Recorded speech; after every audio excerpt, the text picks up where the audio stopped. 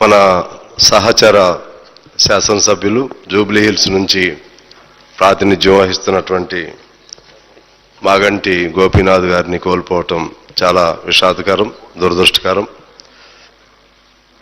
సహజంగా మన పెద్దలందరూ చెప్పినట్లుగా మరణించడం అనేది పుట్టిన తర్వాత సహజమే, కానీ అకాల మరణం అనేది బాధాకరం. అలాగే గోపీనాథ్ గారు గురించి నేను కూడా చాలా నాకు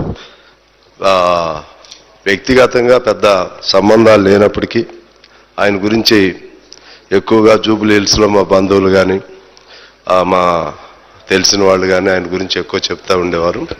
ఆయనకి ఆర్గనైజేషన్ స్కిల్స్ బాగా ఉండేయని, ఎన్టీ రామారావు గారి కాలంలోనే రామారావు గారిని పదవీచ్యుతిని చేసినప్పుడు కొన్ని వేల మందితో మోటార్ సైకిళ్ళ ర్యాలీ ఆనాడే నిర్వహించినటువంటి యువకునిగా ఉన్నప్పుడే గొప్ప ఆర్గనైజేషన్ కెపాసిటీస్ ఉన్న వ్యక్తి అని చెప్పి చెప్తూ ఉంటారు.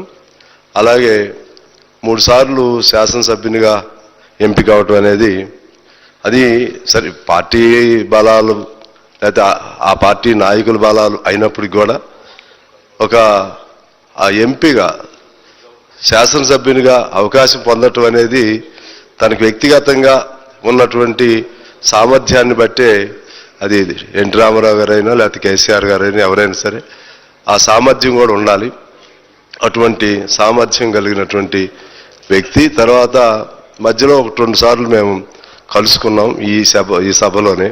చాలా సున్నితంగా, చాలా సౌమ్యంగా, మర్యాదగా, పెద్దలు అంటే గౌరవంగా, ఆ విధమైనటువంటి ఒక మర్యాద స్వభావంతో కలిగినటువంటి వ్యక్తిగా ఆయన చూశాము. సరే ఏదేమైనా మరణించడం గోపీనాథ్ గారు అందరికీ విషాదకరం, విచారకరం. ముఖ్యంగా వాళ్ళ ఫ్యామిలీ మెంబర్స్కు మరింత బాధాకరం. వారి మరణం పట్ల వ్యక్తిగతంగా నా తరపున, మా పార్టీ సిపిఐ తరపున సంతాపం తెలియజేస్తూ, వారి కుటుంబ సభ్యులందరికీ సానుభూతిని తెలియజేస్తూ మీకు ధన్యవాదాలతో నమస్కారం.